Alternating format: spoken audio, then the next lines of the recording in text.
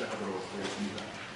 앞에 이 중간부에서 발표하신 그 부분이 생애설계 교육에 대해서 전반적인 이야기를 해주셨습니다.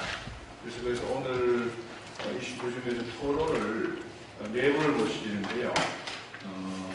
앞에 두 분은 첫 번째 우리 정경희 박사님이 발표했던 것에 대한 토론하시고, 뒤에 두 분은 김경록 소장님이 발표하신 것에 대해서 토론하시고, 이게 이렇게 구조를 지금 짰습니다. 꼭 고대를 안 하겠지만 대체로 그렇게 두 분 발표에 대해서 각각 두 분씩의 토론들을 모시게 됐습니다. 그래서 먼저 제가 이 토론하실 분들을 소개하고 시작하도록 하겠습니다. 제1발표에 대해서 토론해 주실 분으로 첫 번째 정용영 본부장을 모셨습니다. 정용영 본부장은 한국기술교육대학원에서 석사, 박사과정을 수료하시고 노동계에서 이 세계교육과 관련된 여러 가지 경험도 하시고 현재 노사발전재단의 전직지원본부의 본부장을 하고 있습니다. 이 일을 직접적으로 현장에서 실천하고 계신 분인데요. 정용영 본부장님 소개하겠습니다. 박수로. 그리고 첫 번째 발표에 대해서 두 번째로 토론해 주실 분은 김동배 교수님입니다. 김동배 교수님은 시간대학교에서 박사학위를 하시고 여세대학교 사회복지학과에서 오랫동안 교수로 계시다가 최근에 정년퇴임하셔서 명예교수로 계십니다. 본인 스스로 아마 세계 설계를 잘 하신 분이라서 본인 경험을 이야기하시지 않으시는데, 예. 그리고 두 번째, 그걸 두 번째 그 발표에 대해서는 첫 번째 박덕배 연구위원님을 모셨습니다. 이 박덕배 연구위원님은 서울대학교에서 석사하시고 뉴욕대학에서 박사하시고 그리고 하나경제연구소 선임연구위원으로 역임하시고 현재는 현대경제연구원의 전문연구위원으로 계십니다. 박덕배 의원님 좀 박수로 또 한 분의 토론자는 김진영 본부장님입니다. 김진영 본부장님은 서울대학교에서 학사 석사하시고요. 그리고 삼성증권의 은퇴설계 연구소장도 역임하시고 현재는 신한은행의 신탁연구본부의 본부장을 하십니다. 김진영 본부장이 소개하겠습니다. 네 분의 토론자에게 아까 말씀드린 그 시간을 한 10분씩 정도 토론하는 시간을 드리도록 하겠습니다. 이 네 분은 1발표, 2발표 다 오늘 차례를 전부 다 토론하시고 난 다음에 나중에 시간 있으면 우리 플로어에도 질문하시고 코멘트할 시간을 드리도록 그렇게 하겠습니다. 일단 첫 번째 발표에 대해서 우선 정용영 본부장님께서 토론해 주십니다. 예, 반갑습니다. 사실은 주제를 주시고 나서 저희가 이거에 대해서 이제 시간이 굉장히 제약적이었습니다. 그래서 현재 저희는 여러 가지 사업을, 연구 사업을 저희가 하고 있는데 특히나 이제 올해 의미 있는 사업이 한 두 가지가 있습니다. 그래서 먼저 이제 우리 정경희 센터장님이 언급한 내용, 이걸 간단하게 코멘트하고 현장에서 벌어지는 사업 위주의 내용을 한번 소개하는 것도 의미가 있겠다는 생각입니다. 특히나 이제 그 상해설계의 이슈는 쭉 아까 발표를 들으셨겠지만은 금융 문제라든가 또는 개인의 여가 문제, 돌아가서는 일하는 문제, 여러 가지 이슈가 왔습니다. 더군다나 저희가 이제 평균 기업에서 은퇴 나이가 지금 이제 53세 정도 이렇게 되어 있고 고용시장에서 완전히 은퇴하는 나이를 지금 70세로 보고 있습니다. 그렇다면은 100세까지는 아니더라도 저희가 평균 기준으로 볼 때 한 10년 이상은 공백을 가져야 되는, 이를테면 이제 사회적 어떤 구조로 인한 어떤 연금 쪽으로 생활해야 되는데, 이런 게 이제 사실은 돈과 여가 관련 다양한 부분에서 사실은 사회적 문제가 일어나는 거죠. 그래서 저는 이제 그 고용 정책, 노동 시장의 이슈를 가지고 우리 그 센터장님이 언급한 내용을 연계해서 이렇게 설명을 하는 걸로 하겠습니다. 뭐 여러 가지 그 교육의 필요성과 정책 방향을 주셨는데, 저는 뭐 여러 가지 지금 쭉 절차 관계는 뭐 상당히 그 지당하고 또 굉장히 뭐 우리의 와닿는 내용을 봅니다. 다만 이제 정책 과제의 이슈에 있어서 마지막으로 좀 인식의 공유를 저는 좀 의미 있게 봤는데, 향후 은퇴의 길을 이제 예를 들면 자기 직장에서 퇴직을 한 이후부터는 이제 개인 문제로 나란히 떨어집니다. 이게 이제 사실 사회적으로 굉장히 힘든 거죠. 그래서 이제 저희가 사업을 하는 이슈 또는 뭐 교육을 하는 과정의 여러 가지 모멘텀이 본인 개인 문제가 아니라 우리 사회가 같이 안고 있는 문제라는 이런 어떤 인식을 넣어줍니다. 이게 상당히 중요한, 단순한 것 같아도 그분들한테는 또는 그 당사자한테는 이 사이클에 있어서 굉장히 중요한 부분이다 이렇게 보고 있습니다. 그래서 노인의 문제 또는 그 은퇴 이후의 문제를 단순히 개인으로 보지 말고 이 사회가 안고 할 이슈다 이렇게 마지막으로 정책 과제를 제시하는 건 상당히 의미도 있고, 향후 아마도 이 범위 내에서 어떤 사업적인 보상은 굉장히 필요할 것이다 이렇게 보고 있습니다. 그래서 코멘트는 여기까지만 저희가 정리하는 걸 하고요. 제가 준비한 내용을 좀 한번 말씀을 좀 드리겠습니다. 제가 서두에서 그 53세, 기업에서 은퇴한 날을 53세로 보고 있고, 소위에서 고용시장에서 완전 은퇴한 날을 10세로 보고 있는데, 그렇다면 약 17년 이상, 18년 이상 이렇게 이제 그 소위에서 경제 활동을 해야 된다는 거죠. 여기에는 그 또 전제가 있습니다. 대한민국의 특수한 상황. 이미 이제 선진국에서는 이런 문제를 상당히 고민해 왔고, 특히 일본 같은 경우에는 기업에 취업하는 순간부터 개인의 상해 설계를 그려줍니다. 그러니까 이제 아까 후자에서 미래에서에서 발표했던 내용에 기업의 어떤 상해 설계 교육이 필요하다는 내용이 이게 무슨 뜻이냐면은 사실은 퇴직을 앞둔 바로 그 은퇴의 기준에서 교육하는 부분은 별로 그렇게 효과가 없습니다. 이를테면은 20대 기업에 취업하면서부터 20대에서 필요한 생애교육 또는 30, 40대 생애교육, 그래서 이후에 이제 은퇴를 준비한 50대의 생애교육, 이거는 과정 속에서 다 다르게 나타나야 되고 또 받아들이는 당사자들의 이슈도 다르다는 거죠. 이렇게 이제 우리가 아마 선진화된 보육 시스템이 가야 될 것 같고, 그 측면에서 볼 때 저희 이 특수성은 뭐냐면은 소위 얘기해서 이제 베이비부모 세대라는 표현을 합니다. 이게 이제 우리가 정의를 내리기는 55년생부터 63년생 이렇게 돼 있는데, 사실은 그 720만에 이르는 이분들의 문제만이 아니라 이후에 나타나는 이를테면은 69년생부터 75년생의 2차 베이비부모가 또 나타나고요.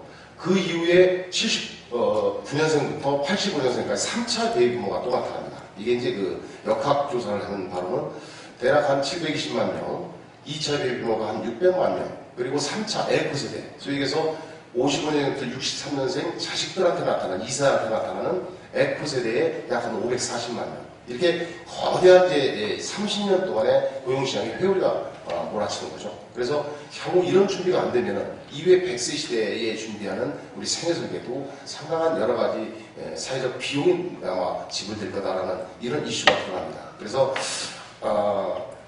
일본처럼 이거 좀 앞당겨서, 이를테면은 은퇴를 앞두는 게 아니라 5년 전, 10년 전부터 교육의 어떤 필요성이 있다라고 봅니다. 또 하나는 이 교육을 하는 데 있어서 현재 대한민국에서 은퇴 설계라든가 퇴직 프로그램을 돌리는 문제는 또 근로자들한테 상당히 또 문제를 야기시키기도 합니다. 무슨 소리냐면 저희가 교육을 50세 생애설계 교육을 하는데 그 인식에 있어서 가장 문제를 제공하는 게 근로자, 노동조합입니다. 왜냐하면 그동안 기업에서 교육이라고 하면은 대부분 이제 예를 들면 잘못된 시그널이 전달된 거죠. 은퇴에 대한 어떤 교육이 아니라 강제 구조조정이라든가 희망퇴직 이런 쪽으로 그동안 교육을 전직 교육에 어떤 시그널이 왔었기 때문에 이미 근로자들한테 이제 금융권이 지금 상당히 많이 이제 은퇴를 지금 앞두고 있는데 이분들에 대해서 그런 시각을 봤었다는 거죠. 그래서 이런 대한민국의 교육에 대한 인식 변화도 필요한 겁니다. 자, 이렇게 좀 마지막으로 정리해보고 저희가 하는 사업에 가장 의미 있는 올해 처음으로 선진국형 복지 시스템의 일환이다라고 하는 교육을 두 가지만 소개해드리겠습니다. 먼저 생애 설계 교육이라는 건 있습니다. 이게 이제 저희가 처음으로 본인들이 50세에 도달할 때 예를 들어서 건강검진식으로 자기의 인생 설계를 하도록 저희가 처음으로 올해 시도를 하고 있습니다. 대략 한 시범적으로 한 10,000명 정도를 하고 있는데 이 프로그램은 가장 큰 이슈가 퇴직 이후의 어떤 이슈도 중요하겠지만 현재 본인이 근무하는 상황에서 나의 20년 전의 어떤 모습, 내가 처음 직장을 들어갈 때의 자세, 그리고 현재 맡고 있는 일에 대한 어떤 다시 한번 과거를 되돌아보는 시간을 갖는 겁니다. 이렇게 함으로써 기업 입장에서는 그분들이 미래를 준비해서 단순히 현재의 어떤 일하는 걸 회피하는 게 아니라 현재 일을 더 집중하고 생산성을 높이고 또 그리고 이후에 이직까지 고려할 수 있는, 그러니까 기업 입장에서는 더 많은 이익과 또 개인 입장에서는 사회적 비용을 낭비를 좀 제거하는 이런 교육을 저희가 1박 2일, 2박 3일 이렇게 체계적으로 좀 하고 있습니다. 그래서 이거는 좀 의미를 두는 거는 선진국형, 과거에 일본이나 또 서구에서 했던 좀 앞당긴 교육을 저희가 처음으로 시도하고 있다. 이렇게 이제 말씀드릴 수 있고요. 이게 이제 개인의 어떤 교육 시스템이라면 기업 단위에서 하는 게 있습니다. 통상적으로 저희가 지금 기업에서의 장년층 비중이 제조업 기준으로 상당히 높아지고 있는데 장년들이 할 수 있는 적합 직무를 좀 발굴해주자, 개발해주자. 그래서 그분들이 현재 직장에서 약간의 좀 체력적인 문제가 있다면 가지고 있는 숙련도라든가 경력이라든가 이런 거를 후세대에 전달해주고 그렇게 함으로써 청년 고용이 좀 활성화될 수 있도록 이런 어떤 기업의 시스템을 좀 구축해주자 하는 프로그램을 저희가 지원하고 있습니다. 이런 아까 말씀드린 생애 설계라든가 또는 기업 내 문화를 바꿔주는 이런 지원은 궁극적으로 향후에 100세 시대에 대비하는 자세를 준비하는, 그러니까 개인이 준비하고 기업 단위에서 준비하는 이런 어떤 정책을 저희가 제시하고 있습니다. 이렇게 함으로써 진짜 안정된 또는 행복한 노후가 될 수 있도록 우리 사회, 정부 또는 개인 또는 기업에서 서로 합치해서 이슈를 제공한다면 분명하게 우리가 그동안 경제개발을 집중했듯이 아마도 이 복지 시스템, 노인복지 또는 은퇴 이후의 복지는 안정되게 갈 것이다. 이렇게 저희가 보고 있습니다. 제가 간단하게 이렇게 코멘트를 마치겠습니다. 고맙습니다. 감사합니다. 바로 이어서 첫 번째 발표에 대해서 우리 김동배 교수님께서 토론을 해주시죠. 네, 반갑습니다. 김동배입니다. 정경희 선생님 발표하신 것에 대해서 토론을 요청받았고요. 저는 이제 노년학, 또 노인복지학을 전공한 교수로서 선생님 글을 읽고 제가 생각난 것을 여기 토론문에 잘 정리했습니다. 그래서 그것을 읽으면서 설명드리도록 하겠습니다. 노년이란 노인이란 말보다 좀 더 긍정적 의미가 있다고 생각하는데요. 소년, 청년, 중년 다음에 오는 자연스러운 인생 중의 한 단계이고요. 전 단계와 마찬가지로 해야 할 일이 있고 그 일에서 의미를 찾고 다음 단계, 죽음이겠죠.를 준비한 시기다 이렇게 생각합니다. 노년이 갖는 진정한 의미는 인간관계와 사회생활의 직접적인 이해관계에서 해방되어서 마음을 확대시키고 인생과 세상을 단조할 수 있는 다시 없이 좋은 기회다라고 하는 데 있다고 생각합니다. 이 시기에 인간은 좀 더 넓고 시원한 쪽으로 진보할 수도 있고 혹은 좀 더 좁고 답답한 쪽으로 퇴보할 수도 있습니다. 아름다운 노년이란 세상을 향해 마음을 열고 주위의 인간에게도 관심을 게을리하지 않아 마음이 풍요한 노년이다 이렇게 말할 수 있습니다.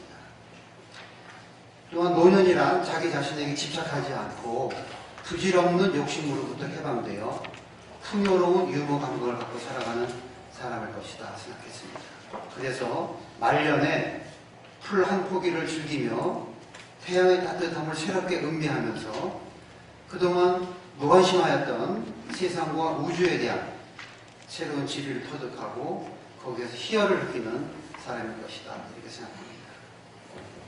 그는 죽음에 대해서 불안을 가지는 것이 아니라 오히려 죽음을 영광의 승리로 수용할 수 있는 사람이다. 아름다운 노년의 지혜는 사실 젊은이들이 세상을 살아가는 원리가 될 수 있지 않을까 생각합니다. 그렇다면은 인구의 회자되는 우리가 늘 이야기하는데 아름답고 의미 있는 노년이란 구체적으로 뭔가 이런 생각을 해보면서 제가 토론을 글을 썼습니다. 아마 이에 대한 대답은 생애 설계 교육의 목표가 될 수 있지 않을까. 그러니까 우리가 지금 아주 구체적인 생애 설계 교육을 하고 커리큘럼을 짜고 구체적인 강의 내용을 짜고 있는데 그런 전체적인 교육의 목표는 뭔가 하는 것을 여기서 답을 얻을 수 있지 않을까 생각했습니다. 다시 말하면은 생애 설계 교육은 우리 사회에 어떤 노년상을 그리느냐 하는 것과 연결이 있다 이렇게 생각합니다. 세 가지 생각을 했는데 첫째는 의존적인 노년이 아니라 독립적인 노년이다 라고 하는 것입니다. 신체와 정서 그리고 경제적인 측면에서 노년은 타인에게 의존적이기 쉬운 때로는 의존적일 수밖에 없는 특징이 있는데 의존성이 높은 노년은 현실적으로 가족이나 주위의 타인으로부터 사랑과 존경 그리고 인격적인 대접을 받기 어렵다는 것입니다. 사회적 와해론에 의하면 노년은 취약성이 증가하면 사회적 부정적인 사회인식이 나오고 거기에서 다시 부정적인 자기인식이 나오고 결국 자기 낙인을 찍고 결국에는 취약성이 다시 악화되는 이런 악순환을 통해서 결국 사회적으로 와해된다고 하는 이론입니다. 독립적인 노년을 가능하게 하는 기본 조건은 최소한의 경제와 건강입니다. 노년의 첫 번째 취약성은 경제력의 약화입니다. 옛날과 달리 현재 있어서 경제적 독립성이 없는 노년은 후대로부터 경시당할 위험이 있습니다. 노령연금이나 기초연금, 재취업 이런 것들은 최소한의 경제력을 보장해 주어야 한다고 생각하고요. 한편 건강한 노년은 말할 것도 없고 비록 그가 병약하여 요양 서비스를 받아야 하는 상황이 있다 하더라도 노년은 품위를 지키며 자기 신변과 운명을 스스로 결정할 수 있는 독립적인 인격체로 존경받아야 합니다. 예방적 차원의 건강관리 그리고 사후적 차원의 노인 요양은 모두 독립성이라고 하는 것을 목표에 둬야 한다. 둘째는 자치 노년이 아니고 열린 노년입니다. 심리적인 측면에서 노년은 폐쇄적이고 고집스러운 자세가 아니라 세상을 있는 그대로 이해하고 수용할 수 있는 넓은 마음의 소유자여야 합니다. 자녀, 젊은이, 새롭게 만나는 친구를 자기 관점에서만 보면은 불만과 불평을 떨쳐버리기 어렵습니다. 전통을 버리지 않으면서도 새로운 지식과 기술을 습득하는데 주저하지 않는 노년은 급격히 변화한 세상에 잘 적응하면 오히려 그 변화를 즐길 수 있습니다. 세상의 새로운 변화를 받아들이고 그것을 삶에서 즐겁게 누리는 것이 노년에게 결코 쉬운 일은 아닙니다. 자기 주관은 분명히 있으나 상대방의 눈높이에서 대화하고 지시와 훈계를 신중히 하는 노년, 주위 사람들을 격려하고 힘을 실어주는 노년은 그러한 배려가 되돌아와서 그가 관계하는 사회에서 관심, 대화, 사랑, 존경의 중심에 서 있을 수 있다고 생각합니다. 젊어서나 늙어서나 개방적인 인간관계는 행복한 삶의 지렛대입니다. 셋째, 받는 노년이 아니고 주는 노년입니다. 사회적인 측면에서 노년은 주위로부터 도움을 받는 대상이 되기 쉽습니다. 도움을 받는 데 익숙한 노년은 결국 사회적 주류로 인정되기 어렵습니다. 노년이 갖고 있는 자원은 많지 않지만 그래도 남아있는 자원을 갈고 닦아서 사회에 유익한 자원으로 전환할 때 노년은 사회적으로 유용성을 발휘할 뿐만 아니라 개인적으로도 효능감을 느낄 수 있습니다. 가정과 사회에서 역할을 찾는 것, 그리고 여러 가지 봉사활동에 참여할 수 있는 기회를 갖는 것은 현대사회에서 노년들이 사는 재미와 의미를 느낄 수 있는 효과적인 길입니다. 노년기 봉사활동에 참여는 새로운 친구를 사귀어서 고독을 없애는 것, 참여적인 삶을 통해서 자신의 이상을 추구하는 것, 바람직한 변화의 주역으로 활동함으로 영향력 있는 삶을 사는 것, 이런 의미가 있다고 생각해서 고령시대의 노년들의 자원봉사는 고령사회의 국가적인 과제이다, 이렇게 생각합니다. 정경현 선생님께서 아까 제시하신 SOC 모델을 간단히 설명하셨는데, 아마 여러분들 SOC 모델을 한번 나중에 자세히 연구해 보시면 상당히 효용이 많은 모델이다라고 생각하실 텐데요. 이 SOC 모델은 매우 적절한 성공적 노화 이론입니다. 이 Selective Optimization with Compensation이라고 하는 그런 모델인데, 아까 설명하셨습니다. 이 세 요인 중에서 가장 핵심은 선택입니다. 그러니까 노년기에 할 수 있는 많은 일들이 있지만 자기가 가장 즐기고 가장 능력을 발휘할 수 있는 일 몇 가지를 선택을 하는데, 그 선택을 하기 때문에 다른 선택을 하지 못하는 것에 대한 보상 심리를 갖고 그것을 최적화시키는 것이 이 모델의 내용이 되는데요. 어떤 선택을 했을 때 그 선택에 대해 만족감을 갖고 나아갈 수 있도록, 다시 말하면 선택하지 않은 것에 대해서 후회감이 없도록 하기 위해서는 제 생각에는 인문학적 성찰이 필요하다, 이렇게 생각합니다. 발전하지 않는 제2 커리어의 특징으로 개인의 조건 및 취향에 맞는 선택을 하되 그것이 통합적이어야 한다고 주장했는데, 그 통합이 잘 이루어지기 위해서는 인문학적 성찰이 필요하죠. 따라서 제3기 인생 설계, 생애 설계 교육에서는 인문학 교육이 포함되어야 하지 않을까 생각합니다. 한편 생애 설계사 교육 과정에 노년기 심리를 잘 이해하고 도움을 줄 수 있는 심리 상담 같은 여러 가지 방법이 되겠죠. 그런 내용이 강조되어야 하지 않을까 생각해서, 혹시 그렇다면은 생애 설계사 또 좋고, 또 이제 생애 설계 상담가라는 이름을 붙여서 그런 좀 전문 상담까지 할 수 있는 일이 되면 어떨까 하고 생각을 해봤습니다. 이상 토론 마치도록 하겠습니다. 감사합니다. 네, 김동배 교수님 감사합니다. 세 번째로 현대경제연구원의 박덕배 연구원님께 토론.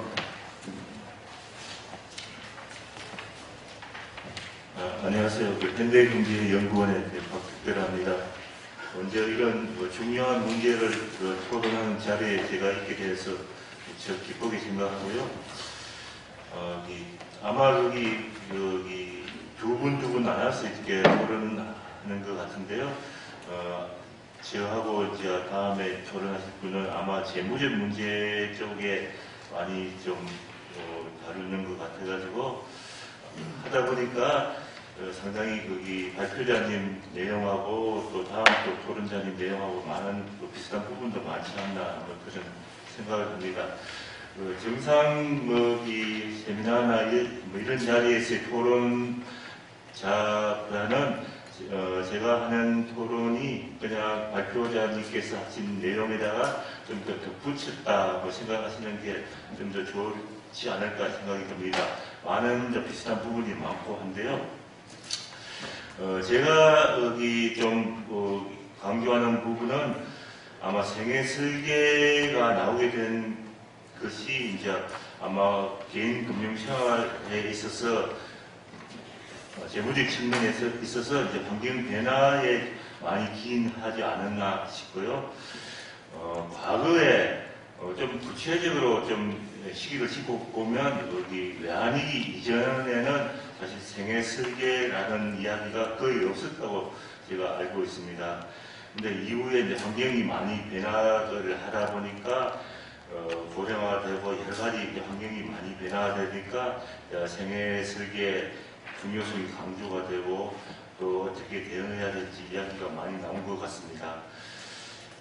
사실 또 면역이 이전까지만 해도 뭐 이 남자의 기준으로 이야기하면 뭐 대학교 졸업해서 뭐 아니면 고등학교 졸업해서 취업을 하고 또 결혼하고 또 집을 장만하고 뭐 자식 교육시키는 뭐 이런 패턴에 크게 거기 어렵지도 않았고요. 뭐 생애 설계도 필요가 없었고 또 일을 해서 저축을 이렇게 하게 되고 저축하는 수단도 뭐 금리가 상당히 고금리였기 때문에 상당히 쉬웠고 또 좀 장기적인 돈 같은 경우는 주택이나 부동산에 묻어두기만 하면 결국 큰 수익으로 돌아왔고 뭐 은퇴도 이제 55세에서 60세까지 좀 길게 일을 할 수 있었고 그러고 나서 이제 은퇴하고 나서 뭐 한 20년 가까이 그리 길지 않은 생활 자식의 도움 또는 저축한 소득으로 또 퇴직금으로 이제 살고 생을 마감하는 그런 패턴 아주 쉬운 패턴에서 살았기 때문에 생애 설계가 필요가 없었는데 환경이 상당히 이제 그 이후에 환경이 많이 급격하게 변화됐습니다. 그 급격하게 변화된 환경은 몇 가지 캐테고리별로 또 제 나름대로 정리를 해보면요. 일단 소득 발생하는 기간이 상당히 짧아졌다는 것입니다. 다들 아시겠지만 여기 청년층들이 사회에 진출하는 게 상당히 늦어지고 있습니다. 과거 같으면 25세에서 30세 사이에 다 사회에 진입을 할 수가 있었는데 지금은 뭐 30세, 35세 되어야 본격적으로 사회에 진입을 하게 되고 또 사회 진입을 하고 나서도 이제 그 사회에서 일을 하는 기간이 과거에는 뭐 55세, 60세였는데 지금은 뭐 이 사회가 급박하게 돌아가다 보니까 뭐 예기치 않은 구조조정에 휘말린다든지 비자발적인 이런 은퇴가 상당히 빈번화되면서 지금은 아마 50세에서 55세 사이에 비율적으로 1차 직업에서 은퇴를 하는 그런 시스템에 지금 놓여 있는 것 같습니다. 그만큼 이제 과거의 소득을 창출할 수 있는 기간이 한 30년이었다면 지금은 20년, 길어봤자 25년 정도밖에 안 돼가지고 생애를 오래 사는 환경에 있어서 자기의 소득이 상당히 창출 기간이 짧기 때문에 생애 설계가 상당히 중요하게 됐고요. 두 번째는 너무나 다 아시는 어쨌든 희한하게 외환위기 이후부터 고령화 문제가 또 부각이 됐었습니다. 오래 산다는 그런 문제뿐만 아니고요. 지금 저출산이 더 심각한데 고령화 뒤에서 받쳐줄 수 있는 인구가 없기 때문에 저출산이 더 심각한데 아마 저출산 문제는 OECD 국가 중에서도 가장 최저의 학교 출산율을 지금 보이고 있고요. 아마 전 세계적으로 홍콩 다음으로 저출산국으로 지금 현재 낙인이 찍혀 있는 그만큼 아주 심각한 문제라고 생각이 듭니다. 어쨌든 오래 살고 100세 시대까지 살고 밑에 뒷받침하는 인구가 없다 보니까 아마 우리 고령화 시대에서 생애 설계가 필요한 상당히 개인적으로 생애 설계가 필요한 상당히 큰 이유가 아닌가 싶고요. 환경 변화가 아닌가 싶고 세 번째는 상당히 또 이런 부분에서 관가하기 좀 쉬운 문제인데 최근 들어서 상당히 지금 더 심각해지고 있는데 신용 관리가 지금 상당히 잘 안 되고 있습니다. 대학생들 취업이 안 돼서 그런 것도 있고요. 청년층들이 졸업하면 취업되고 또 신용불량자 된다는 청년 실신이라는 신조어가 상당히 유행되고 있고요. 아마 정부에서 이제 한국장학재단에 상당히 이게 좀 페이버를 줘가지고 이 상당히 그 신용 불량 상태를 상당히 지연시키고 낮춰주고는 있지만 실질적으로 과거에 비해서 상당히 지금 청년들의 이 신용 불량이 상당히 늘어가고 있고요. 제가 이제 그 신용회복위원회에 이 심의도 하고 있어가지고 잘 지켜보고 있는데 청년 뿐만 아니고요. 지금 이제 옛날 같으면 정말 그 잘 사는 버젓한 이런 사람들이 지금 상당히 그 신용 불량 인체에 스트레스 헤어나지 못하고 있는 것 같습니다. 좋은 직장, 최근에 제가 본 사람 중에는 삼성전자에, 현대자동차에 다니는 사람까지도 신용회복위원회의 도움을 받아야 되고요. 교수, 의사, 변호사, 우리 사회에서 상당히 그 엘리트 계층까지도 지금 찾고 있어가지고요. 상당히 노후 생활, 생애 설계에 있어서 실패한 사람인데 그분들은 대부분 신용 관리를 잘 못했기 때문에 그런 것이 아닌가 싶고 상당히 신용 관리가 상당히 어렵게 됐다는 그런 것도 상당히 환경 변화적인 요소가 생각할 수가 있습니다. 그 다음에는 같은 문제이겠지만 노후수급 보장 문제가 상당히 지금 오래 살다 보니까 심각하게 부각이 되고 있고 과거 같으면 오래 살지도 않았지만 상당히 자식들의 사적인 지원 이런 거에 크게 의존했지만 지금은 1인 가구, 2인 가구가 상당히 확장되는 시기에서 자식들의 도움을 받는 그런 가족 부양 세대는 거의 붕괴된 것 같습니다. 이런 상황에서 이제 자기가 노후 생활을 하려면 자신의 저축에 상당히 의존해야 되는데 아마 베이비부모 세대도 마찬가지고요. 그 이후 세대도 상당히 어려움을 겪고 있을 거라 생각하고 저축은 상당히 지금 불안정하고요. 그 다음에는 이제 연금이 이제 그 역할을 해야 되는데 지금 연금 문제가 아시다시피 소득 대체율이 상당히 지금 낮고 그것도 더 어떻게 해야 되는 그런 시점에서 연금이 좀 해결하기도 도와주기도 불완전하고요. 기업 연금은 지금 상당히 금융기관을 통해서 상당히 지금 빠르게 확장은 되고 있지만 모르겠어요. 젊은 사람들은 기업 연금, 기업 저축, 기업 퇴직연금을 많이 이렇게 해가지고 자기 노후 생활에 큰 도움을 받을 수 있을 수는 있지만 어느 정도 나이가 된 사람들은 거의 별로 해당되지 않고요.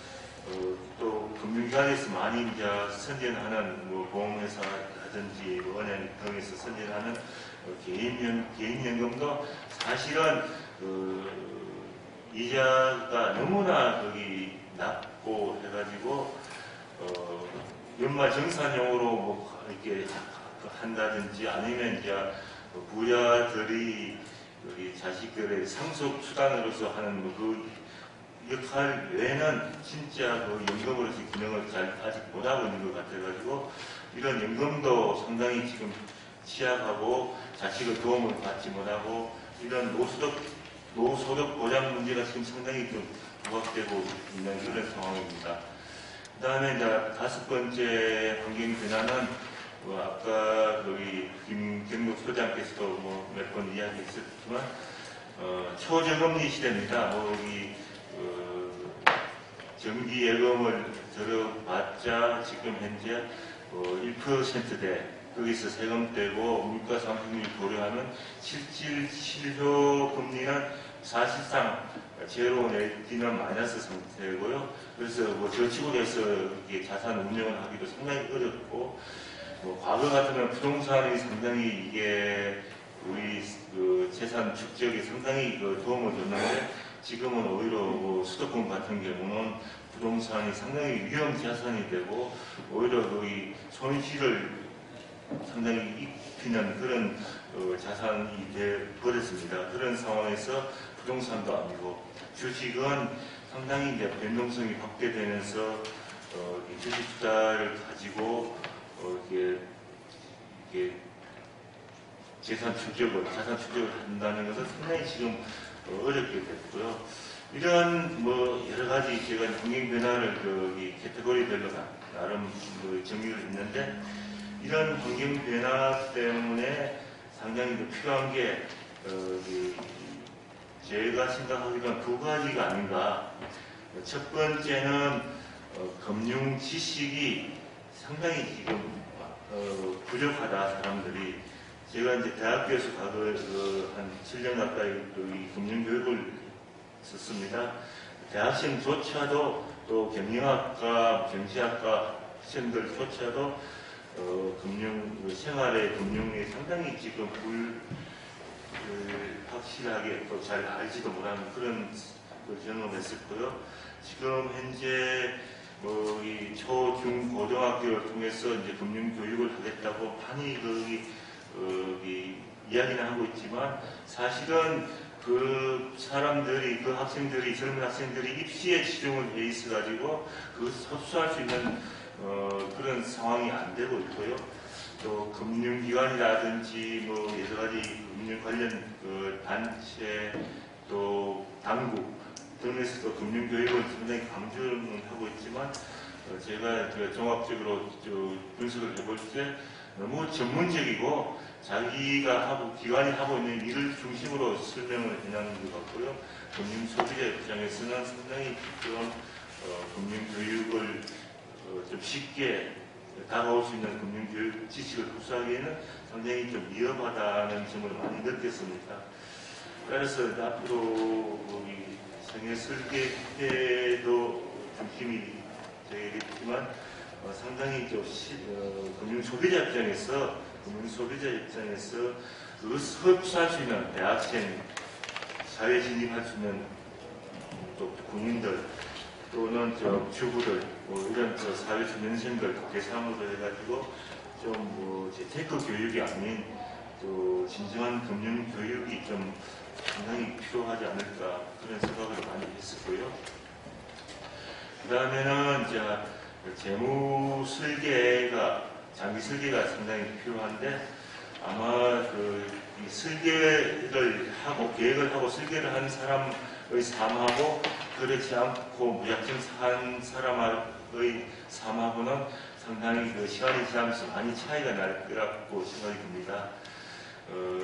생애 주기별로 필요한 시점에 재무적 사건을 중심으로 해가지고 예컨대 결혼한다든지 주택 마련을 한다든지 자녀 교육 집을 또 넓힌다든지 또 자녀 결혼 또 자기 은퇴 이후의 노후생활 등등 큰 인생에 있어서 재무적 사건을 중심으로 해가지고 철저한 소득 발생 기간하고 그것을 어떻게 좀 넓게 펼칠 수 있는지 필요할 때 잘 조달할 수 있는지 그런 재무 설계가 상당히 중요하다고 생각이 들고요.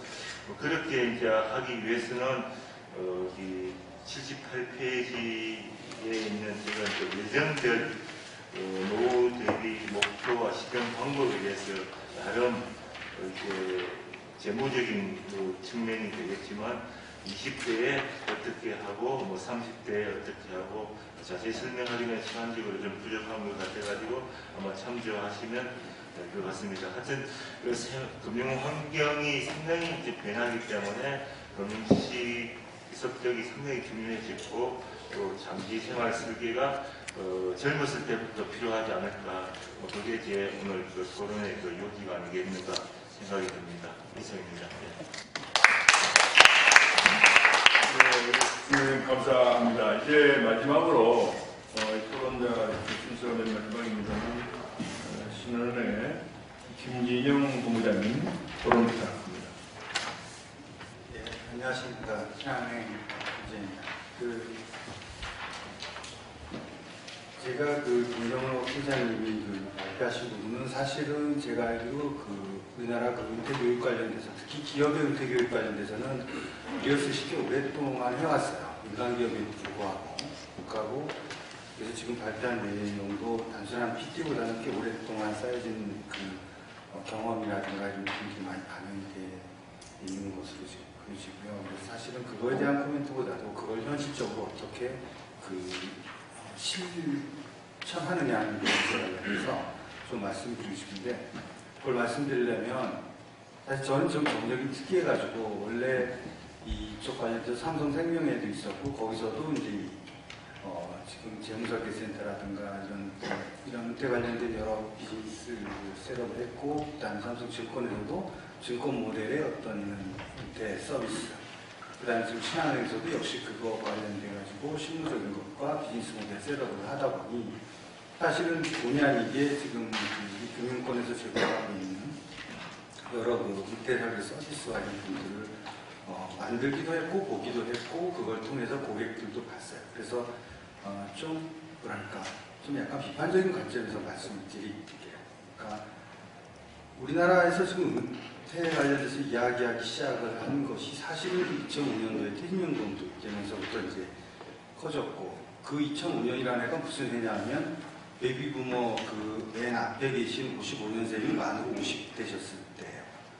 근데 이제 2010년도 되면서부터 2010년에 이제 100세 시대라는 키워드가 이제 언론지상에 많이 확대되고 그때부터 이제 이게 굉장히 커지면서 됐는데 사실은 그때는 아까 말씀드린 그 베이비부머 그 맞세대인 95년생이 55세로 은퇴를 시작했을 때예요. 지금 어떤 시대냐면 5년이 더 지나서 지금 2015년이 됐는데 지금은 우리나라 그 베이비부머 55년생서부터 64년생이 50대를 처음부터 끝까지 다 채우고 있습니다. 그래서 우리나라 50대 이퀄 베이비부머예요. 이미 반 정도는 그 은퇴 시점 많이 지나갔고 그럼에도 불구하고 거의 길게는 10년, 짧게는 5년 정도를 온 나라가 난리를 쳤어요. 이거 가지고 어느 신문이나 다 이걸 가지고 이슈화했고 제가 볼 때는 그럼에도 불구하고 나아짐은 하나도 없어요. 제도적으로도 그렇고 고객들이 그럼 5년 동안 정신 차려가지고 은퇴 준비를 많이 해서 우리나라 은퇴 준비도가 높아졌느냐? 전혀 아닌 시각이죠. 시장도 마찬가지고 상품도 없고 제도도 한 것도 없어요. 특별하게. 맨날 논쟁만 한다고 하는데 사실 보면 사적연금 제도 활성화한다고 많이 하고 했죠. 여러 제도들이 실제로 무슨 도움이 되는지 모르겠어요. 사적연금 활성화가 아니라 제가 볼 때는 사적연금을 공적연금화하는 것 같다는 느낌도 많이 든단 말이죠.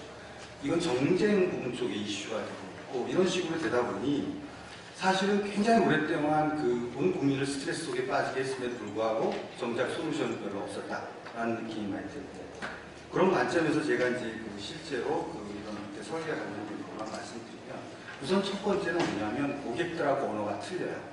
지금 많은 분들이 그 말씀하시는 것은 마치 전쟁에서 보면 헤드쿼터에서 말하는 거랑 비슷해요. 사실 현장에서 이런 식의 표현을 잘 몰라요, 고객들은. 저희가 은퇴 교육을 한다고 하지만 사실은 더 중요한 것은 일단 그 고객들이 어떤 언어를 쓰는지를 이해를 해야 된다는 거예요. 고객들의 상황을. 여기 있는 걸 가지고 그러니까 문제는 뭐냐면 고객들은 영어를 모르는데 영어로 계속 쉽게 설명한다고 계속 영어 교육만 시키고 있는 거예요. 그러니까 내용을 교육시키는 것이 아니라 영어 교육을 시키고 있다. 이게 이제 그런 게 좀 문제라고 생각을 해요. 그러니까 언어 자체를 많이 바꿔야 된다는 거. 왜냐하면 어느 정도로 심화하는 거냐면 예를 들어서 삼성그룹에서 퇴직하는 분들한테 주는 매뉴얼이 있습니다. 그 교육용고 책자가. 거기를 보면 어떻게 되어 있냐면 여러 가지만 제일 이제 그 인상적인 건 뭐냐면 은행 거래하는 거. 은행에 가면 번호표를 뽑는다. 그러면 자리가 있는데 앉아 있는다. 그럼 전광판에 번호표가 뜬다. 그럼 거기 가가지고 제출하면 통장 계산할 때 주민등록 꼭 들고 가서 낸다. 그럼 그걸 만들어준다. 아니 그 초등학생도 아는 그런 것이 써 있어요. 그게 보면 말도 안 되는 것 같죠? 그거 되게 많아요. 면허 따는 거. 이 남자들 같은 경우에 공장에서 일하고 제조업에서 일하고 하면 금융 하나도 몰라요. 은행에 가본 적도 없고 면허 없는 분도 많아요. 그러니까 뭐냐면 무엇을 가르쳐야 될 것인가를 현실적으로 직시를 해야 된다는 그런 부분들이 이제 있다는 거죠. 그래서 그거에 비해서 우리가 지금 가르치고 있는 것은 뭐랄까 딱 그것들이 이렇게 딱 와닿는 피부에 와닿는 게 아니에요. 용어도 그래요. 중염, 중수익. 고객들은 중염이 뭔지 모릅니다. 전문가들만 뭐 바가 어떻고 뭐 해가지고 위험도가 뭐 어떻고 하는데 그걸 고객들이 없잖아요. 고객들이 아는 단어는 딱 그거예요. 원금 보장돼 안 돼. 딱 그런 거지. 무슨 위험도가 높다 낮다 계산할 수도 없어요. 그거는. 그러니까 그런 건 소용이 없고. 두 번째로 이제 문제가 되는 것이 뭐냐면 은퇴 설계에 대한 이해가 굉장히 잘못되어 있는 그런 부분들은 아까 얘기가 여러 가지 나왔는데 우리가 은퇴 설계를 지금 하면 지금 생애 설계를 한다는 그 관점이 뭐냐면 은퇴 설계가 되게 돈 문제고 재무적이고 지역적이라고 생각하시는데 그건 우리나라에서 은퇴 설계를 그렇게 해왔기 때문에 그래요. 왜 그러냐면 은퇴하면 얼마 쓰실 거예요? 곱하기 얼마나 살까? 계산해서 얼마 필요한데 지금 얼마 있으세요? 해서 나머지 모자란 거 가지고 3억짜리 연금 드세요? 그게 다란 말이죠. 그러니 그게 무슨 은퇴 설계가 돼요. 그러니까 오는 사람도 마찬가지예요. 오는 사람도 사실은 은퇴 설계를 제대로 하면 지금 말하는 생애 설계가 다 되는 것이 사실은 그 듀얼 관점이 있어가지고 모든 실물은 반대편이 금융인데 하다못해 자기가 취미생활을 하나 놀러 가는 것도 돈이 다 든단 말이죠. 그러려면 결국은 자기가 어떻게 살 것인가를 다 계산해 보면 그거에 대해서 다 필요한 돈이 나오고 언제 얼마가 필요할지가 다 나오는 거예요. 그렇게 하게 되면 그 돈이 내가 지금 있느냐 없느냐를 가지고 따져봤을 때 내가 그 중에서 몇 가지 포기해야 되느냐가 결정이 되고 내가 자식이나한테 이거를 집을 사주려다가 전세를 사준다든지 뭔가 자기 은퇴 이후의 모든 생활에 대한 걸 바꾸게 돼요. 그것이 우리가 말하는 자식하고 이런 관계들을 말하는 것이지 막연하다고요. 지금 말하는 것들은 그렇지 않아요. 그런 것들을 구체적으로 하기 위해서는 사실은 돈으로 계산하는 것이 가장 이해하기도 쉽고 빠르다는 거예요.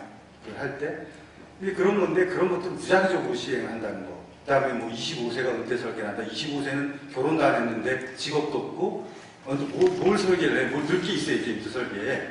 자식도 몇인지 모르고 그냥 무작정 모으면 되는데 이런 부분들에 대해서 제대로 된 이해가 없이 그냥 어떤 재무적인 몇 가지 계산을 하니까 실질적으로 세일즈를 하기 위해서 이제 얼마가 필요한지를 인식시키기 위해서 이걸 하다 보니까 저희가 은퇴설계 따로 있고 생애설계 따로 있고 이런 관점이 가는 것 같고 그런 점에서 보면 제가 생각하는 것은 이게 우리가 건강검진 하는 거랑 똑같은 프로세스라는 거예요. 우리가 장수하는 이유가 건강검진 같은 걸 많이 하면서 한 것도 있어요. 의학기술 좋아진 것도 있지만 조기 발견이라는 것이 있는데 이런 어떤 은퇴설계 이런 것들도 사실은 우리가 건강보험료 내는 것처럼 국민연금도 내면은 정기적으로 어느 나이가 되면 의무적으로 그걸 받게 해야 돼요. 그런 것도 필요하다는 거예요. 이거를 그냥 받으십시오, 운동하십시오 이런 문제가 아닌 것이죠. 어느 정도 국가적으로 이거를 의무화한다든지 어떤 적극적으로 어떤 시도를 한다든지 그리고 이걸 하는 것과 관련돼서 또 하나가 뭐냐면 이런 추상적인 이야기들과 교육을 실제로 구현할 수 있는 플랫폼이 국내에 없다는 거예요. 예를 들면은 아까 말씀드린 대로 건강검진은 지금 보면은 때가 되면 모든 의료기관에 건강검진 센터가 있어요. 거기 가서 하게 돼 있어요. 물론 건강검진도 30만 원짜리 있고 1박 2일 1000만 원짜리도 있어요. 다 다른 거예요. 은퇴설계도 마찬가지인 거예요. 간단한 것도 있고 있는데 그런 부분들의 플랫폼이 없다는 거죠. 결국 뭐냐면 국가에서 미래설계센터 하는데 신한은행에서 미래설계 한 1년 반 해봤어요. 실제로 전 지점에 하고 있고 근데 그런 부분들의 어떤 프로세스와 또 실제로 구획을 해주는 것과 실제로 은행에서 해야 될 일 간에 이제 어떤 상충관계나 중립관계가 되게 겹치는 게 많아서 어려움이 많이 있다는 거죠. 그걸 어떻게 조정을 해주는 그러니까 민간의 어떤 플랫폼을 이용하는 이런 부분들도 실제로 이런 걸 해주려면 하고 부분태교시라는 어떤 세미나 프로그램도 진행을 이제 해봤는데 그것조차도 어떤 여러 가지 문제에서 국내 비용적이나 문제 보면 좀 더 국가적인 차원에서 어떤 정해진 학교를 대학교를 주말에 이용한다든가 이런 것들을 할 수 있게 해줘야 되는 거예요. 무슨 호텔 빌려가지고 이런 교육을 할 수 있는 건 아니고. 그다음에 또 하나는 이제 마지막으로 결국 궁극적으로는 솔루션인데 저희는 연금에서 연금이라는 단어에 너무 몰입이 돼 있다는 거죠.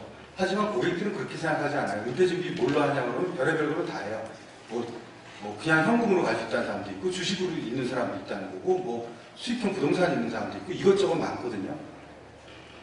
예를 들면 보시면은 이런 거죠. 우리가 주택연금이라는 거를 많이 하지 않습니까? 지금 주택 맡겨서 주택연금은 말이 연금이지 연금이 아니죠. 그건 대출이에요. 그게 왜 연금이에요? 그거 영어로 해봐도 연금이라는 단어 나오지. 그거 우리한테 만들어낸 말이죠. 어느 나라도 그걸 연금이라고 쓰지 않아요. 근데 그걸 연금이라고 쓰고 있는 거죠. 그러면 예를 들어서 월지급식 ELS를 봅시다. 월지급식 ELS는 연금이라는 단어를 쓸 수 없습니다. 업권 싸움 때문에. 그러니까 결국 뭐냐면 나라에서 은퇴상품이라는 것을 연금이라고 통일하라고 하면 다 통일하게 해주던지 아니면 그러니까 사람들은 헷갈린단 말이에요.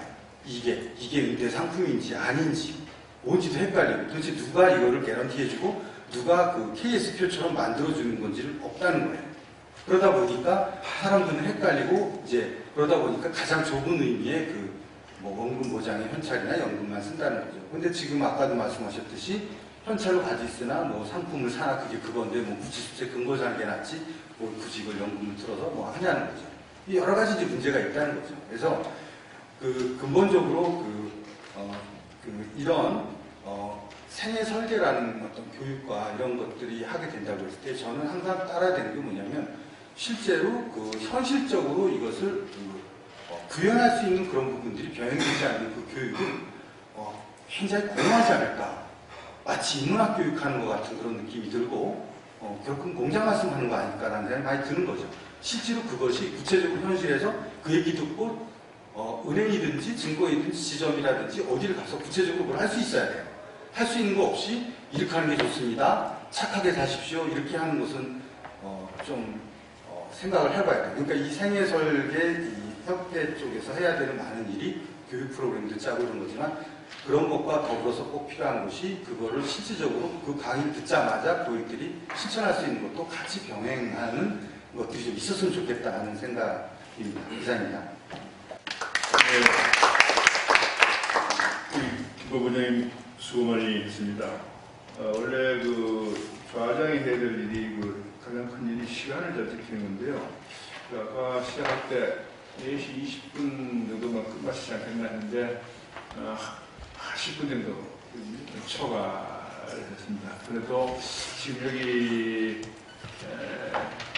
청중석에 계신 여러분들을 보니까요, 아주 진지하고 모두 아마 이 분야에 전문적인 그런 배운 지식을 가진 분들이 모여서 진지하게 듣고 계셔서 우리 여러분들이 허락하시면 한 10분만 더 연장해서 발표하신 분 두 분도 아마 대답할 수도 있고 말씀할 수도 있을 것 같아서 한 5분씩 정도 시간을 드리려고 그러는데요. 일단 준비를 해주시고요.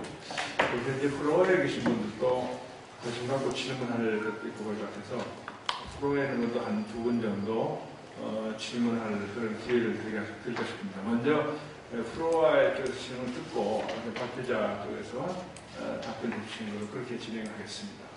혹시 여기 진행 측에서 마이크, 이동 마이크가 있습니까? 저거를 좀 움직여 주시면 좋겠고요. 혹시 프로에서 이 질문하실 분이나 아니면 코멘트 하실 분이 있으면 손을 들어주시죠. 한 3분 정도 이야기할 수 있는 시간을 드리겠습니다. 특별히, 여기 두 분인데, 이쪽으로 해보시죠.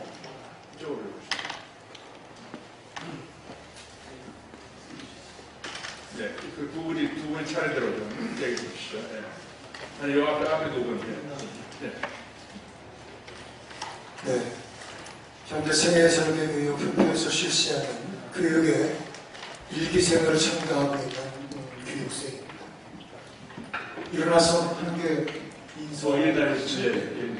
그리고 지금 소위 말하는 비비무모 1세대 55년생 그리고 또 전형적인 명예퇴직을 55세에 대해서 지금 5년을 경과돼서 제2의 삶을 적응을 거의 마쳐가고 있는 그런 교육생입니다.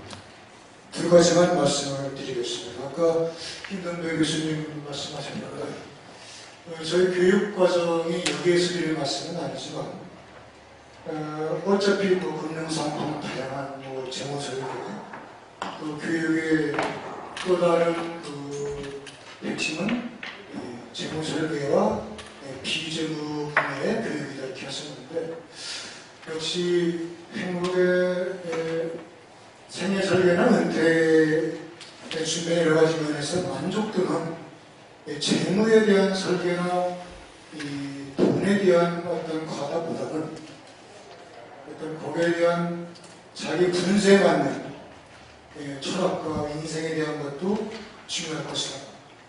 그래서 어떤 아까 말씀하신 김동현 교수님 말씀하신 인문학적인 또는 철학적인 어떤 내용의 교육과정도 분명히 필요할 것 같다는 생각이 들면서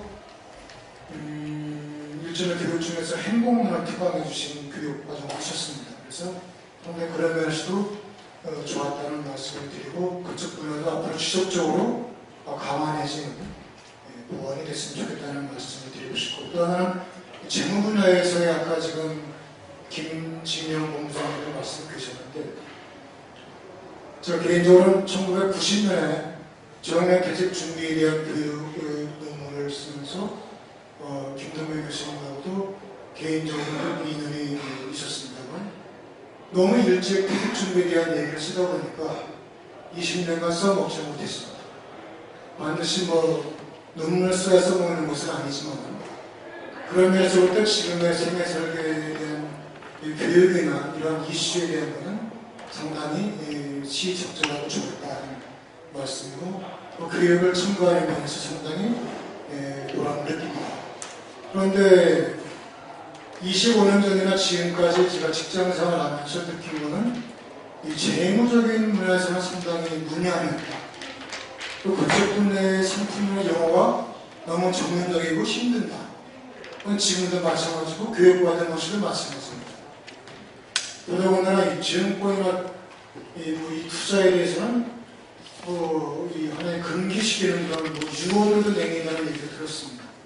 그래서 이런 분야를 생애 설계하는 이 협회에 준비하는 교육을 준비하는 협회나 교육생들이나 교육과정을 준비하는 분들도 금융상품, 재무설계 이런 면에 있어서 너무 힘들지 않게 아까 말씀하신 대로 너무 좀 더 현실에 맞게 그런 설명이나 상품적인 접근 또 금융기관이나 증권회사나 보험회사의 어떤 자기들만의 잔치가 아닌 국민들과 상당히 피부에 와닿는 그러한 용어나 접근이 상품이 개발되지는 설득과 국민적인 어떤 통합이 필요하다. 이렇게 서두르는 말씀을 드리겠습니다.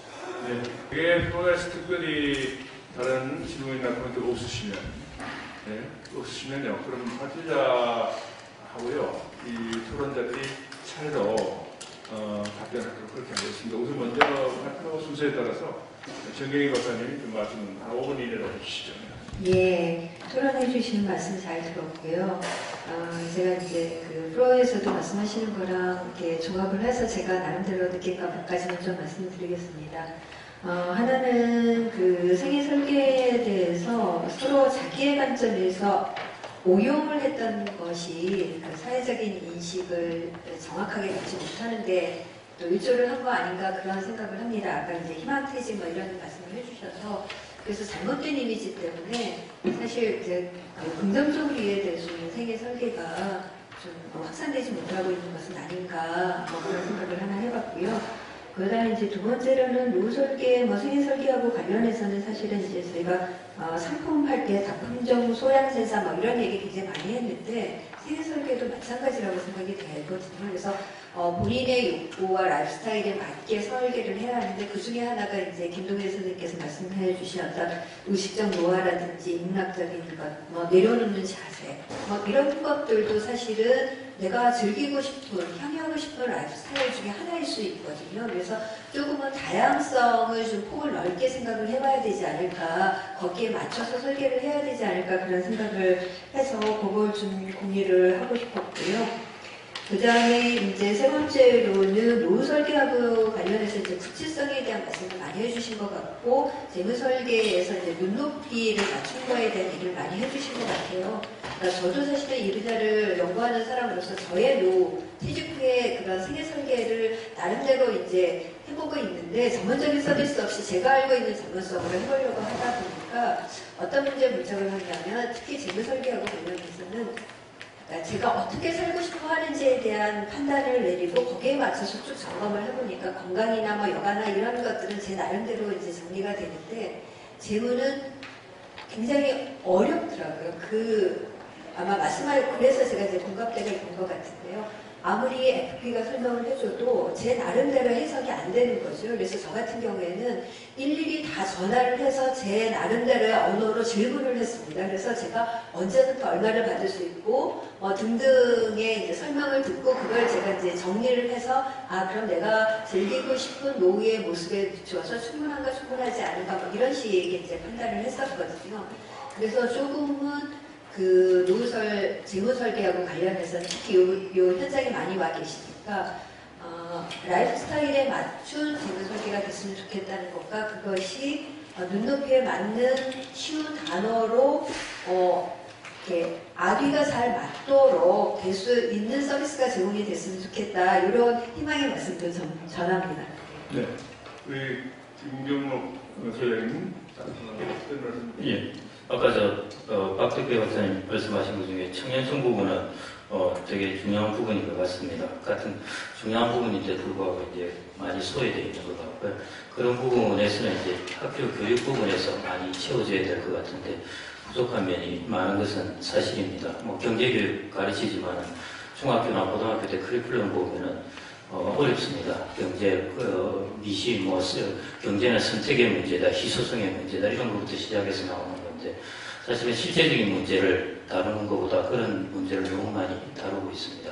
한마디로, 당장 나가서 싸움을 해야 되는데, 권투를 가르치지 않고 태극권을 가르치는 거랑 마찬가지인데, 태극권은 적어도 한 20-30년을 해야 효과가 나타나는 그런 건데, 이런 경제학을, 저도 경제학을 공부해 봤습니다만은, 이런 문제로 경제에 대해서 이해를 하고, 액션이 나오려면 공부를 엄청 많이 해야 됩니다. 그래서 그런 부분보다는 보다 실제적이고 필요한 금융 부분의 이야기도 될 수도 있고 생애 설계 부분도 될 수도 있습니다.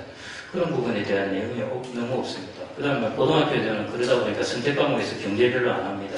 어쩌다 보면 잘못 걸리면 문제를 완전히 망쳐버리고 어떤 때는 만점 받고 이렇게 들쭉날쭉 문제도 나오고 매우 어렵기도 하고 쉽게 내보면 또 말도 안 되는 문제가 나오기도 하고 이렇습니다. 이렇다 보니까 고등학교 때도 별로 경제교육을 하지도 않고 실제적이지도 않고 그러다 보니까 이게 많이 부족합니다. 그래서 보다 좀 더 현실 사회를 지금 20대에 나가서 자기가 생활하고 할 때 그리고 자기의 취업을 하고 금융교육하고 금융활동을 하는 거죠. 할 때 정말 필요한 그런 부분의 교육들이 사실은 좀 많이 교재 커리큘럼 개발이 그래서 그런 부분에서 참 중요한 것 같습니다. 커리큘럼을 별 생각 없이 그냥 개발해 놓는 거하고 이걸 정말 꼼꼼히 생각을 해서 아까 김전영 본부장님 말씀하시듯이 정말 내가 나갔을 때 젊은이들이 액션을 취할 수 있게끔 할 수 있는 그런 내용의 커리큘럼을 고민해서 정말 고민 많이 해서 개발하는 것과는 향후에 어떤 아웃풋의 효과가 되게 큰 것 같습니다. 그래서 박덕배 박사님 말씀하신 그런 청년층의 문제는 우리가 상당히 좀 소외되어 있고 그리고 미비하기 때문에 좀 많이 보완되어야 될 문제가 아닌가 그렇게 생각합니다. 그리고 이제 김진영 본부장님께서 말씀하신 부분, 현실적으로 이제 구현될 수 있는 부분, 예, 정말 중요한 부분이고요. 근데 이제 이미 민간에서는 이 부분으로 많이 넘어오고 있습니다. 예를 들어 어디 강의를 간다고 그러더라도 이제 총론 강의는 더 이상 별로 인기도 없습니다. 이제 다 강론이고 구체적인 강의로 들어갑니다. 이제 앞으로는 이제 노인 성심리까지 이런 정도로까지 구체적으로 다 펼쳐갈 겁니다. 마치 모세혈관처럼 다양하게 펼쳐져 갈 거고, 다만 이게 한꺼번에 빨리 이루어지지는 않고, 이제 우리가 퇴직연금 도입된 지 10년인데, 이 사람들의 행태가 변화되려면은 사실은 이야기를 하고 또 행태가 변화하고 하려면 시간이 꽤 많이 걸립니다. 그래서 이런 부분은 지금 미흡하긴 하지만은 이제 사회에서는 혹은 업계에서는 이런 길로 이제 많이 옮겨가고 있으니까 그리고 이 교육하시는 분들이 있으시다면 당연히 아시겠지만 향후에는 이런 사실은 총론교육보다는 이제 철저하게 구체적인 교육 부분으로 들어간다는 것입니다. 이제 그 시장 쪽으로 완전히 열릴 것 같습니다. 그리고 재무적 교육 내용 부분인데 이건 참 저희 강도원에서는 20-30년 전부터 이 부분을 이야기를 해왔고요. 비근한 예로 서울대 법대를 나오고 아주 유수한 신문사에서 기자를 하시는 분도 퇴직연금 제도에 대해서 퇴직연금이 뭔지 잘 모르겠다 합니다.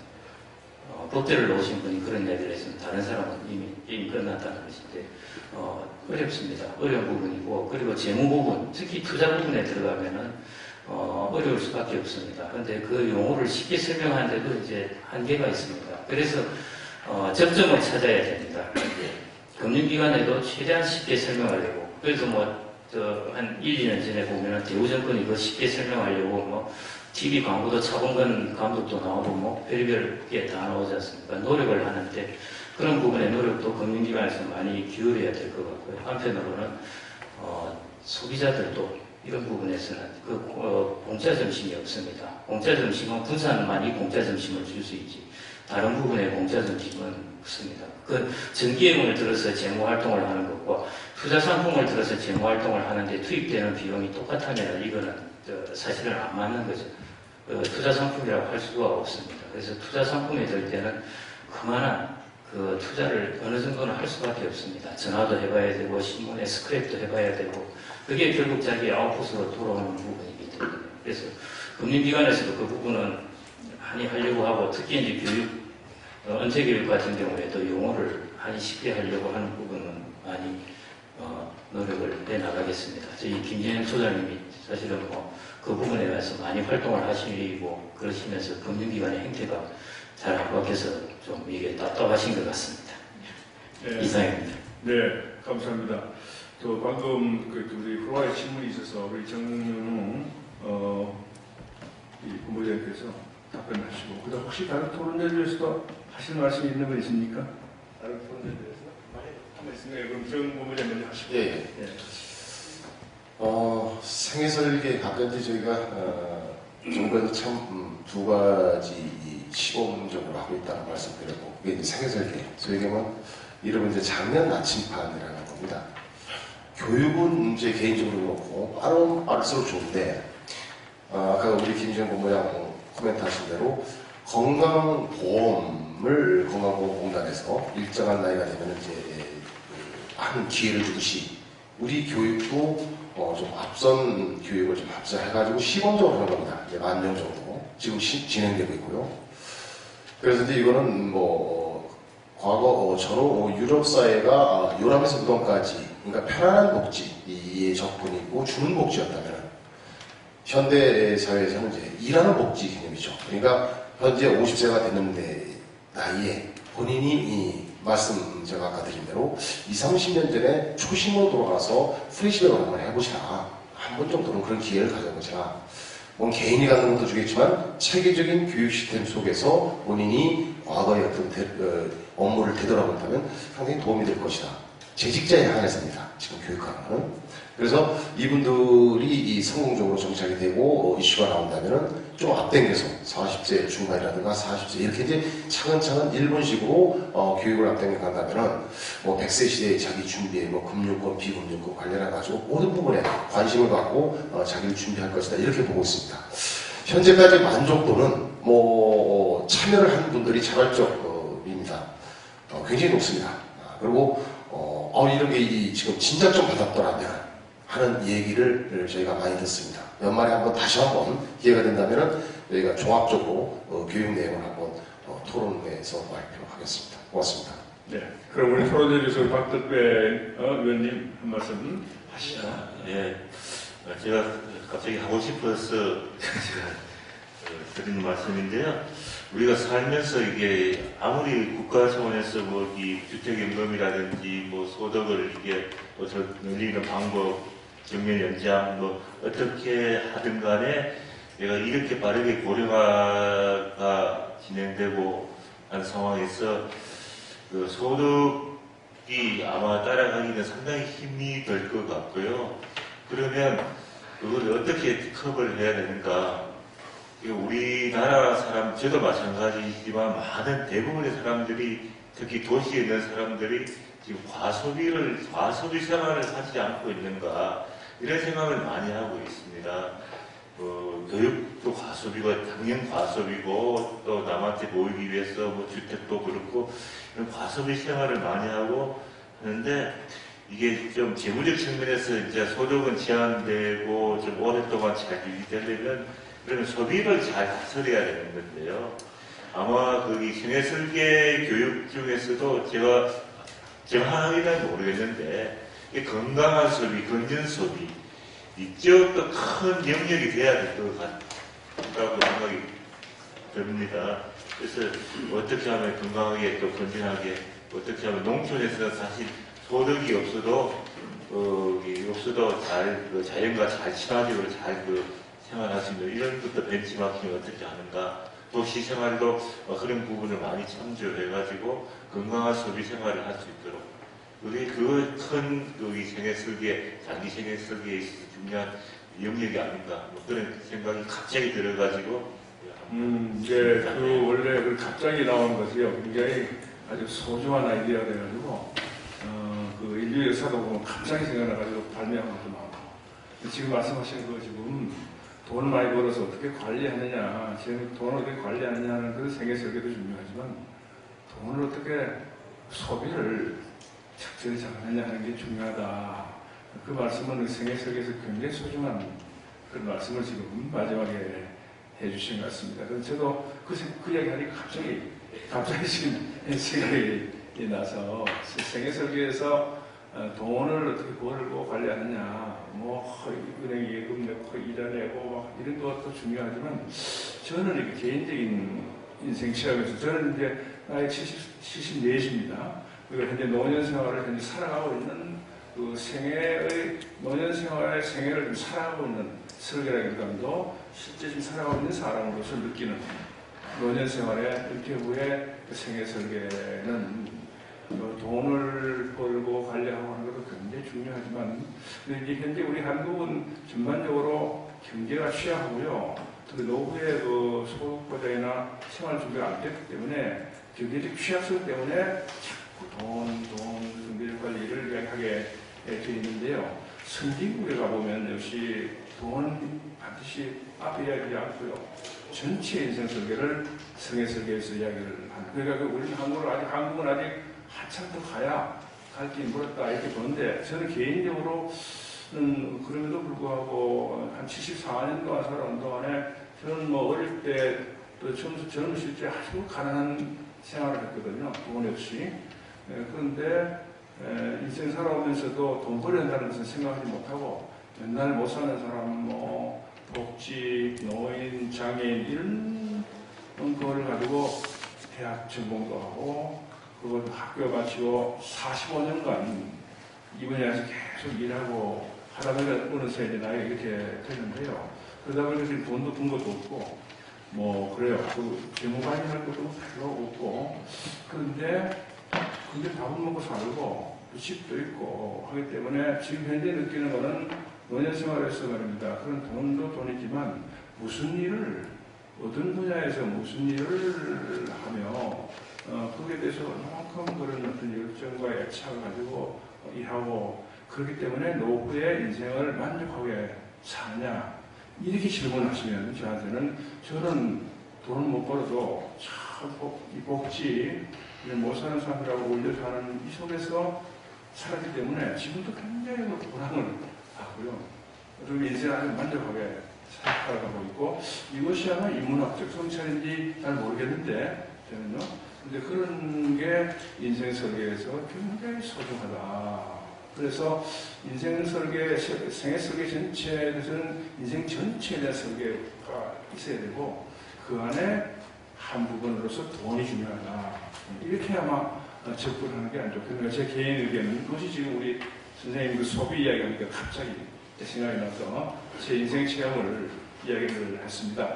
되게 아마 질문도 됐고요. 답변도 됐기 때문에 마무리하면서 이제 우리 한국 생애설계협회를 만드시는데 3타회를 하시고 현재 회장을 하시는 우리 최성재 회장님의 마지막 폐회 말씀을 좀 듣고 마이크에 있으면 듣고 끝내도록 그렇게 하겠습니다. 먼저 말씀해 주시죠. 예, 감사합니다. 오늘 1시 반에 시작을 해가지고 지금 이제 5시가 다 됐는데요. 거의 4시간 가까이, 뭐 일부 또 예정의 시간이 연장이 돼서 가신 분들 계시지만 지금까지 그 자리를 지켜주시고, 또 여러 가지 질문도 해주신 여러분들께 다시 한번 감사를 드리고요. 뭐 아까 인사 말씀에도 있었습니다만은, 이제 오늘 이 행사를 해야 되느냐 안 해야 되느냐 정말 무지무지하게 고민하고 어저께 좌장 맡으신 우리 장공 회장님이 전화를 하셔가지고 엄청나게 고생하셨어요. 저 걱정하셨다고요. 그래서 저도 고민을 하고 했는데 뭐 그냥 고하자 그렇게 했는데 다행히 그래도 정말 많이 오셔서 또 이렇게 도와주시고 또 저희들이 용기를 주신 것 정말 감사드리고요. 정말 앞으로 생애설계협회가 잘 갈 수 있도록 뭐 저희가 뭐 잘한다는 건 아니고 여러분들이 같이 가야 되는 거고 다 같이 지혜를 모아 간다 하는 그런 차원에서 많이 협조해 주시고 앞으로 또 이런 기회가 있으면 많이 참여해 주시기를 부탁을 드리고요.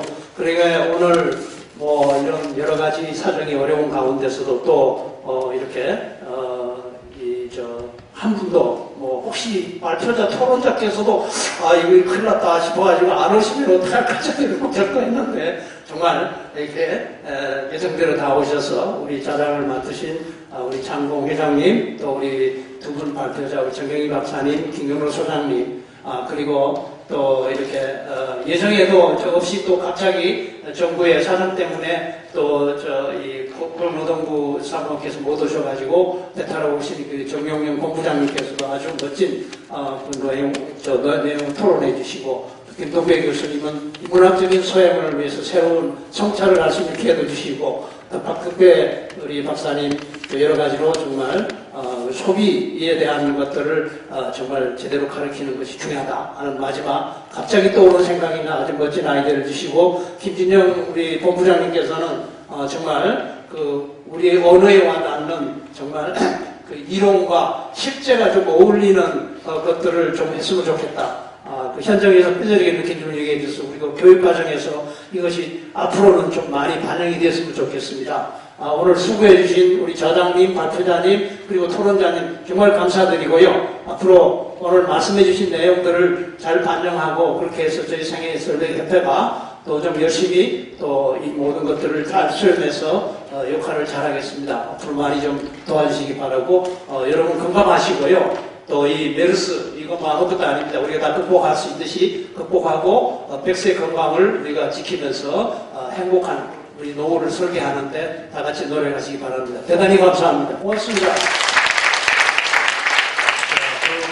모두 이렇게 백신 시대에 생애 설계 무엇을 준비해야 하는가 하는 이 뜻깊은 모두 마치도록 하겠습니다.